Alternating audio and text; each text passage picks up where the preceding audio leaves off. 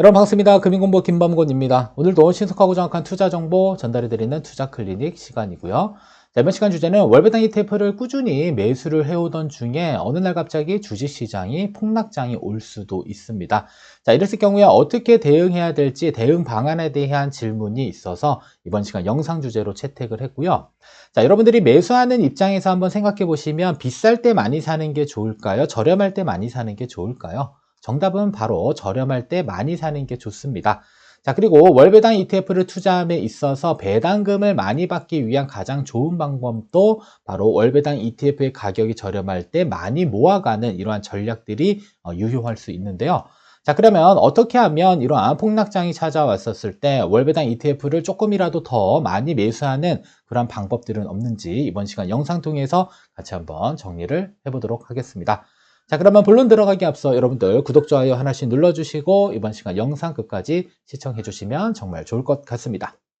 자, 먼저 첫 번째로는 월배당을 많이 받는 방법이 있습니다. 일단 예시로 하나의 종목을 가지고 왔습니다. 해당 종목은 코덱스 미국 배당 프리미엄 액티브고요. 자, 9월 26일 기준의 종가는 9,980원이었습니다. 자, 분배금은 53원이 발생이 됐고요. 월 분배율로는 0.53%가 발생이 됐습니다. 자, 그러면 해당 종목에 9,980원일 때 매수한다라고 가정했었을 때, 자, 우리가 월배당을 많이 받는 방법은 납입 원금은 많으면 많을수록 좋겠죠. 그래서 납입 원금은 많으면 많을수록 좋고, 그 다음에 월배당 ETF의 가격은 하락할수록 좋습니다. 그래서 폭락장일 때 많은 자금을 가지고 훨씬 더 많은 주식을 우리가 매수할 수 있기 때문에 이러한 가격이 낮은 시점을 기회 요인으로 보고 우리가 충분한 현금을 미리 준비했다가 어느 날 올 폭락장을 대비하는 이러한 자세들이 좀 필요할 수 있는데요. 자, 그러면 보유 주수가 많아지고 월 분배금이 증가하게 되면 내가 지급받고자 하는 분배금의 크기도 늘어나게 됩니다. 자, 근데 우리가 투자를 함에 있어서 항상 뭐가 중요하냐면 계획이라는 게 중요합니다. 자, 그러면 월배당 ETF를 투자하는 궁극적인 목적이 배당금을 창출하는 게 목적이다라고 한다면 여러분들이 목표로 하는 배당금의 수준을 먼저 한번 체크를 해보시고요. 그리고 대략적인 월 분배금 수준과 그 다음에 몇 주를 보유해야 되는지 확인이 된다면 여러분들이 최종적으로 얼마까지는 월배당 ETF를 매수해야 되는지 그 매수 가격까지도 찾아낼 수가 있습니다. 따라서 월배당을 가장 많이 받는 방법은 일단 많은 자금을 투입하는 것, 그리고 가격이 낮아졌을 때 많은 주식을 매수하는 이러한 방법들이 우리가 대체적으로 월배당을 많이 지급받는 투자 방법이 될 수가 있습니다. 자, 두 번째로는 월배당 ETF를 투자했었을 때 매수 포지션, 어떠한 시나리오들이 발생될 수 있는지 한번 살펴보시면요. 자, 일단은 배당금은 꾸준히 지급을 해줍니다. 배당금은 꾸준히 지급을 해주는데, 자, 월배당 ETF 가격이 하락했다라고 한다면 매수하는 매수자 입장에서는 추가 매수의 기회로 삼을 수가 있을 것 같고요. 자, 그리고 변동이 없다라고 하는 것은 그냥 소소한 경우가 될 것 같고, 그 다음에 매수자 입장에서는 월배당 ETF의 가격이 상승한다라는 것은 비싼 가격에 매수를 해야 되기 때문에 썩 매력적이진 않을 수는 있습니다. 자, 두 번째로는 월배당 ETF의 가격에 대한 변동은 전혀 없는 상태에서 우리가 매수 포지션이다. 자, 이때 배당금이 증가되면 정말 좋겠죠. 그리고 변동 없었을 때는 그냥 중간 정도의 시나리오가 될 것이고요. 자, 그리고 월배당 ETF의 가격은 변동은 없는데 내가 지속적으로 매수하는 도중에 계속적으로 배당금이 줄어든다라고 했었을 경우에 우리가 선택할 수 있는 방법은 종목을 바꾸는 것, 즉 종목 변경에 대한 부분들을 고려해 볼 필요가 있습니다. 따라서 월배당 ETF의 매수 포지션일 때 우리가 꾸준히 사서 모으는 형태일 때는 가격 하락일 때 추가 매수에 대한 기회를 삼으셔서 일반적으로 더 많은 자금을 투입해서 매수할 수 있도록 미리 준비를 해야 될 필요가 있을 것 같고요. 자, 그리고 더 이상의 매수를 하지 않고 이제 인출을 한다라고 했었을 경우에는 매수 포지션 시나리오와는 정반대가 됩니다. 자, 그때는 이제 꾸준한 배당금을 지급하면서 월배당 ETF의 가격이 상승하는 게 아주 나이스한 거겠죠. 왜냐하면 그동안 사모았던 자산 가치가 같이 증가하기 때문에 꾸준한 배당금과 자산 가치의 상승은 어떻게 보면 지속적으로 배당금을 인출할 수 있는 원동력들이 될 수가 있습니다. 그래서 꾸준히 매수했었을 경우에 매수 포지션에 대한 투자 전략과 그 다음에 인출 시점, 더 이상의 신규 자금에 대한 유입이 없을 경우 그때 인출했었을 경우에 이 시나리오들은 각각 달리 적용될 수 있다는 점은 참고로 기억하시면 되겠습니다. 따라서 지금 우리가 알아보고 있는 것들은 매수하는 시점에서의 포지션과 관련된 부분이니까 혹시라도 매수를 하고 있지 않은 상태에서 인출 계획을 갖고 계신 분들은 약간 반대되는 개념으로 정리를 해주시면 이해하는 데 조금 더 도움이 될 수 있습니다. 자, 세 번째로는 월배당 ETF 투자 최악의 사항을 대비하기. 자, 주가는 상승과 하락을 항상 반복합니다. 그래서 비쌀 때 많이 사는 것보다 이렇게 떨어져 있는 구간에 많이 사는 게 좋고요. 자, 그 다음에 비쌀 때 많이 사는 것보다 이렇게 떨어져 있는 구간, 그리고 비쌀 때 많이 사는 것보다 이렇게 떨어져 있는 구간에 많이 사는 게 좋습니다. 그래서 항상 상승과 하락을 반복하기 때문에 지속적으로 우상향하지는 않고요. 그리고 주가가 대체적으로 하락하는 이러한 시점에 추가적으로 더 많은 자금을 유입해서 매수했었을 경우에 월배당 ETF의 투자의 최적 투자 방법이 될 수 있을 것 같고요. 그리고 저렴한 가격에 훨씬 더 많은 자금을 가지고 우리가 월배당 ETF의 보유 주식 수를 늘릴 수 있기 때문에 미래에 대한 배당금도 같이 늘어난다라고 볼 수가 있습니다. 그래서 하락할 때 최대한 많이 매수하는 전략들을 고민해 볼 필요가 있겠고요. 자, 두 번째로는 하락할 때 최대한 많이 매수하려면 결과적으로는 현금성 자산을 미리미리 확보를 해야 됩니다. 자, 근데 대체적으로 월배당 ETF를 매수하는 분들을 보게 되면요. 대부분 내가 투자할 수 있는 매월 매수 금액의 100%를 몽땅 다 월배당 ETF를 매수하는데 사용을 합니다. 자, 이랬을 경우에는 자, 주식시장의 가격이 폭락하게 되면 나는 추가적으로 더 많은 자금들을 투입해서 월배당 ETF를 매수하고 싶지만 그만큼의 자산이 없기 때문에 자, 우리가 적립식 형태로 꾸준히 매수하는 도중에도 일부는 현금성 자산을 확보해야 할 필요가 있다는 겁니다. 따라서 각각의 투자 성향에 따라서 현금성 자산의 매수 비중과 월배당 ETF의 편입 비중들을 각각 구분하여 자, 비중을 나누게 된다면 조금 더 효율적으로 투자할 수 있으면서 추가적으로 폭락장에 대비한 현금성 자산을 확보할 수 있게 됩니다. 자, 그러면 현금성 자산이라고 하는 건 비중을 몇 %를 가져가야 되냐, 이런 것들에 대한 계산들은요, 여러분들의 투자 성향을 한번 생각해 보면 됩니다. 일반적으로 월배당 ETF를 우리가 위험자산이다라고 놓았을 때 위험자산에 대한 비중이 높아지면 높아질수록 가격에 대한 이런 변동폭은 훨씬 더 커지게 됩니다. 그래서 가격에 대한 변동폭은 낮추면서 안전자산의 비중을 높이고 그리고 나서 현금성 자산을 일부 확보한 상태에서 주식시장의 가격이 하락했을 때마다 추가적으로 매수하는 전략들을 활용한다고 한다면 우리가 어떻게 보면 월배당 ETF의 폭락장에서 대응할 수 있는 유일한 방법이 되지 않을까라는 생각을 해봅니다. 따라서 나는 매우 공격형의 성향이다라고 한다면 위험자산인 월배당 ETF의 편입 비중을 90%, 그 다음에 한 10% 정도는 현금성 자산으로 지속적으로 모아가는 형태의 투자가 괜찮을 수 있고요. 나는 공격형이다 라고 한다면 70%는 위험자산인 월배당 ETF를 매수하고 30%에 해당되는 부분들은 현금성 자산을 매수하는 이러한 형태로 여러분들이 꾸준히 매수하는 도중에도 일부 현금성 자산을 확보할 수 있는 그러한 이런 비중을 나누는 투자를 조금 해주셨으면 좋겠습니다. 물론 계속 100% 월배당 ETF 투자해서 자산 가치도 상승하고 배당금도 같이 상승하면 좋겠지만 항상 영원히 이렇게 우상향하는 이러한 시장은 존재하지 않는다라는 사실을 인지하셨으면 왜 현금성 자산을 미리미리 확보를 해야 되는지 그 내용에 대해서 충분히 이해를 하실 수 있을 겁니다. 자, 그러면 중요한 것은 자, 그러면 도대체 언제를 하락 추세로 볼 것이냐, 이런 것들이 조금 더 중요합니다. 여러 가지 가정이 있을 수 있는데 이곳은 정답은 없습니다. 우리가 하락 추세라고 하는 것을 판단할 수 있는 정답은 없지만 여러분들 나름대로의 기준점을 하나 만드시면 좋습니다. 첫 번째 예시로는 자, 평균 매입 단가보다 월배당 ETF의 가격이 더 하락했을 때, 자, 우리가 꾸준히 매입했을 때 가격이 10,000원인데요. 자, 이번 달에 월배당 ETF의 가격이 9,500원으로 떨어져 버렸다. 자, 그러면은 낮아진 거겠죠. 자, 그러면 몇 % 이하로 하락했었을 때 추가적으로 매수하겠다라는 그러한 기준점들을 만들어 놓으시고요. 그 다음에 이미 확보한 현금성 자산을 투입해서 추가적으로 매수하는 이러한 전략들을 취할 수도 있고요. 자, 두 번째로는 개월수 기준입니다. 자, 3개월 기준 수익률이 음수이거나 혹은 6개월 혹은 9개월 혹은 1년 기준의 수익률이 음수일 때, 자, 이 기준점을 보고 추가적으로 매수하는 이러한 방법의 전략들도 활용을 할 수가 있습니다. 자, 그리고 끝으로는 모멘텀 값을 계산해서 모멘텀 값이 1보다 낮을 때, 자, 이것은 추세 추종 전략과 관련된 부분입니다. 우리가 상승 추세이냐 하락 추세이냐를 판단하는 기준을 모멘텀 값을 계산해서 우리가 살펴볼 수가 있습니다. 일반적으로 모멘텀 값은 자, 현재 주가 대비 과거 주가의 평균치를 계산해서 이 값으로 나타내는데요. 보통 1보다 크다라고 하면 상승 추세에 있다. 그래서 전체 과거 평균 주가 대비 오늘 주가가 1보다 크다라고 하면 상승 추세에 있다라고 이렇게 평가를 하고요. 반대로 오늘 주가 대비 3개월 평균 계산한 값이 조금 더 크다라고 한다면 3개월 평균 대비 오늘 주가는 하락했다. 이때는 1보다 낮은 값이 계산이 됩니다. 이때는 하락했다라고 우리가 추세를 살펴볼 수가 있습니다. 조금 어렵기는 하죠. 그죠? 자, 그러면 그렇더라도 우리 모멘텀 값 어떻게 계산하는지 잠깐 설명을 좀 드릴게요. 자, 모멘텀을 계산하는 여러 가지 방법이 있습니다. 여기 보시면 3개월 모멘텀이라고 써 있죠.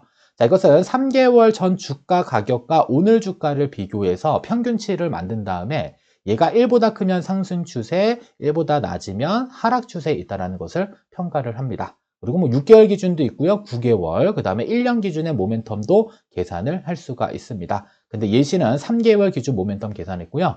자, 예를 들어서 오늘 주가가 1,000원인데 1개월 전 주가는 900원. 그 다음에 2개월 전 주가는 1,200원, 3개월 전 주가가 1,500원이라고 가정했었을 경우에요. 자, 각각의 오늘 주가 대비 전월 대비 수익률들을 계산을 합니다.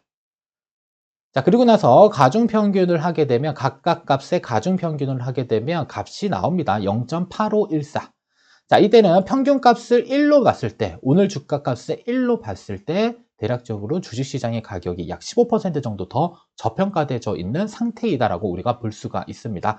따라서 이러한 모멘텀 값들을 계산해서 하락 추세가 여러분들의 시그널로 딱 이렇게 떴다라고 한다면 이때는 이 시점에 맞춰서 내가 미리 준비해 놓은 현금성 자산들을 매수 대기 자금으로 뒀다가 매수하는 이러한 전략으로 활용을 할 수가 있습니다. 그래서 중간중간에 모멘텀과 관련된 부분들을 여러분들이 조금 더 알고 계신다라고 한다면 아마도 이제 주식시장의 하락과 상승에 대한 부분들을 통해서 매수하거나 매도하는 이러한 매매 타이밍을 조금 찾는 데 도움이 될 수는 있는데요. 자, 이런 부분들은 뭐 지금 당장 다 설명드릴 수 없기 때문에 조금씩 제가 영상에서 제작을 해서 여러분들에게 알려드리도록 하겠습니다. 그래서 월배당 ETF도 단순히 우리가 계속 매수하는 전략보다는 최대한 이러한 모멘텀 값이 하락했었을 때 미리 현금성 자산을 모아놓고 추가적으로 매수하는 이러한 패턴의 전략들이 어떻게 보면 조금 더 저렴한 가격에 훨씬 더 많은 그러한 ETF를 모아갈 수 있는 방법이 될 수가 있습니다. 따라서 이러한 모멘텀을 계산해서 모멘텀 값이 1보다 크면 상승 추세에 있다. 이때는 우리가 매월 꾸준히 적립하고 있기 때문에 정상적인 매수를 해주시면 되겠고요.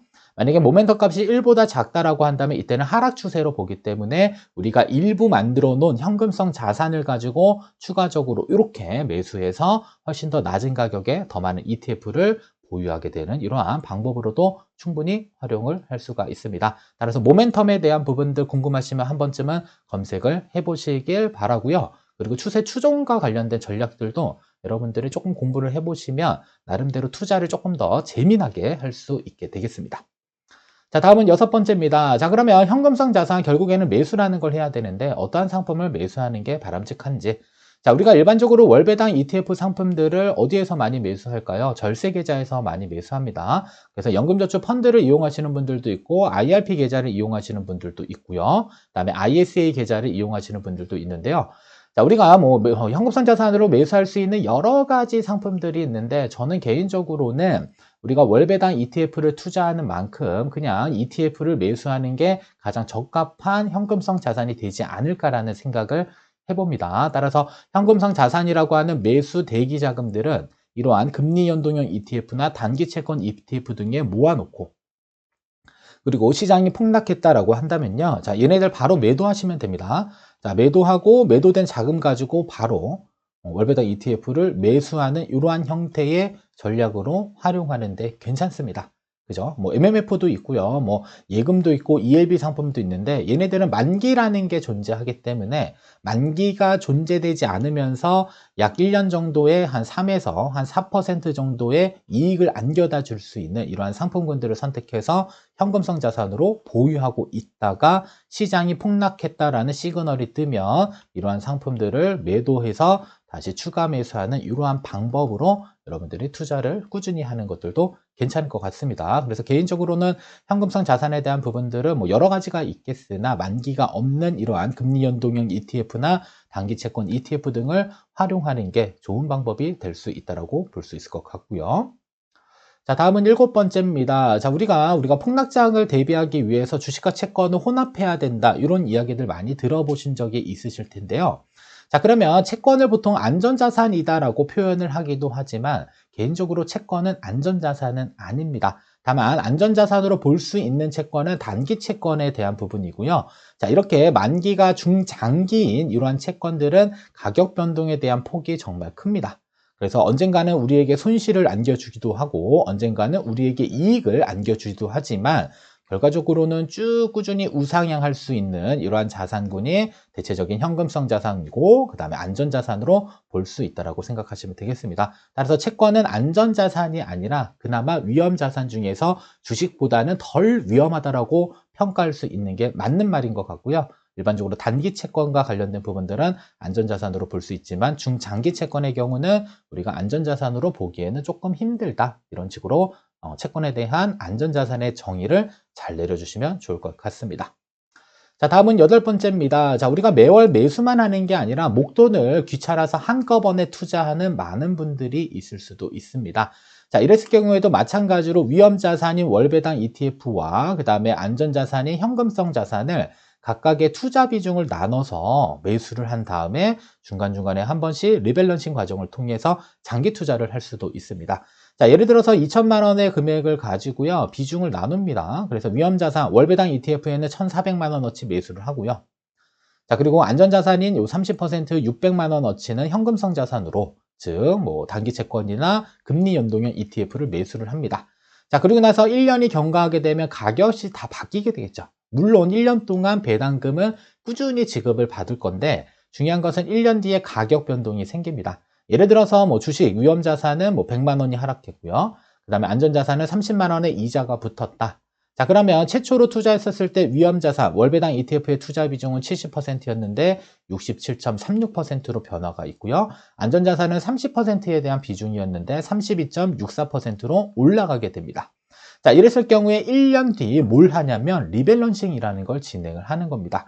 자, 이때 주식시장의 비중을 봐서요. 월배당 ETF의 비중을 조금 더 높이고 싶다라고 한다면 최초에 매수했던 70%에 대한 비중이 아니라 얘를 80%로 바꿔도 됩니다. 이것은 여러분들이 어떻게 계획하느냐에 따라서 추가적인 매수 비중은 달라질 수 있다고 보시면 되겠고요. 우리는 그냥 동일한 비중으로 다시 매수했다라고 가정을 해보게 되면요.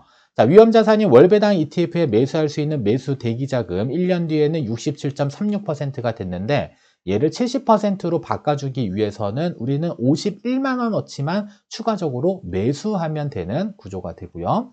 그다음에 안전자산에 있어서는 32.64%. 자, 그러면 이 51만 원의 재원은 어디서 갖고 온 거죠?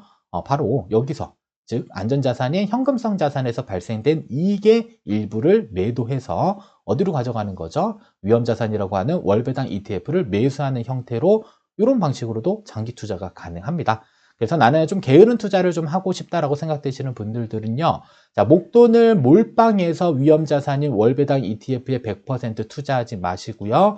자, 일부 자금은 반드시 현금성 자산이라고 불릴 수 있는 안전자산에 일단은 매수를 해 주시고 그 다음에 리밸런싱을 뭐 1년 있다가 진행을 하셔도 좋고 아니면은 폭락장이 찾아올 때마다 여기 있는 안전자산에 대한 부분들을 매도해서 다시 추가적으로 위험자산을 매수해 주시고요. 다만 중요한 것은 시점이 지났을 때 1년 단위로 딱딱 끊는다라고 생각을 해보면 1년 단위 비중으로 봤을 때는 그때는 다시 한번은 반드시 이렇게 투자 비중을 나눠서 각각의 자금들을 분리시켜 놓은 다음에 시장 상황에 따라서 다시 리밸런싱의 과정들을 지속적으로 반복을 해야 됩니다. 왜냐하면 목돈 투자의 경우는 지속적인 뭐가 안 생기는 거죠. 유입이 생기지 않기 때문에 여러분들이 지급받는 배당금을 가지고 계속적으로 재투자를 하면서 시장 하락에 대한 대비는 이렇게 현금성 자산으로 확보해 있는 자금들을 매수하는 형태로 우리가 투자를 해볼 수가 있습니다. 따라서 적립 형태의 투자 방식과 목돈을 운용하는 투자 방식은 차이가 있을 수 있으니까요. 그 차이점에 대한 부분들도 한 번쯤은 고민을 해보시면 좋을 것 같습니다. 그래서 내가 언젠가는 꾸준히 매수하다가 어느 시점부터는 더 이상의 추가 자금을 매수할 수 없을 때는 목돈을 운용하는 형태로 투자 기법들이 달라지게 되고요. 그 다음에 자금을 인출하는 시점에서의 투자 방법들도 또 차이점이 있기 때문에 각각의 상황에 맞춰서 어떻게 대응해야 될지 미리 계획을 세우신 다음에 투자를 하시는 게 가장 장기 투자를 오래 할 수 있는 좋은 방법이 될 수가 있습니다. 자, 그러면 결론입니다. 자, 우리 폭락장을 대비해서 뭘 확보하는 게 중요하다? 현금성 자산을 일부라도 확보하는 게 중요합니다. 따라서 폭락장이 찾아오게 되면 매수자의 입장에서는 저가 매수의 기회가 될 수가 있습니다. 다만 넉넉한 현금을 보유했었을 때 아주 최고의 기회가 될 수 있다는 사실을 인지하시고요. 자, 두 번째로는 100% 비중으로 월배당 ETF를 꾸준히 사서 모으는 게 좋은 방법일 수는 있지만 일부 최소 10% 이상은 현금성 자산으로 보유한 다음에요. 주식시장이 하락했다라고 가정했을 경우 추가 자금으로 활용하는 방안들을 고민해 보시면 좋겠고요. 자, 세 번째로는 목돈을 매수했을 경우에는 이 추가적인 자금의 유입이 없을 가능성이 있습니다. 그래서 지속적으로 발생되는 배당금을 재투자하는 방법도 있을 수 있겠고요. 자, 두 번째로는 일부는 현금성을 두시고 그 다음에 시장이 폭락하거나 아니면 내가 임의로 정한 리밸런싱 기간, 뭐 6개월이면 6개월, 1년이면 1년 단위로 반드시 위험자산과 안전자산에 대한 리밸런싱을 꾸준히 진행을 해주시게 되면 저가 매수의 기회도 찾으면서 일부 이익은 실행하는, 그러니까 실현하는 그러한 과정들을 통해서 우리가 또 지속적으로 우상향하는 투자들을 이어나갈 수 있게 될 겁니다.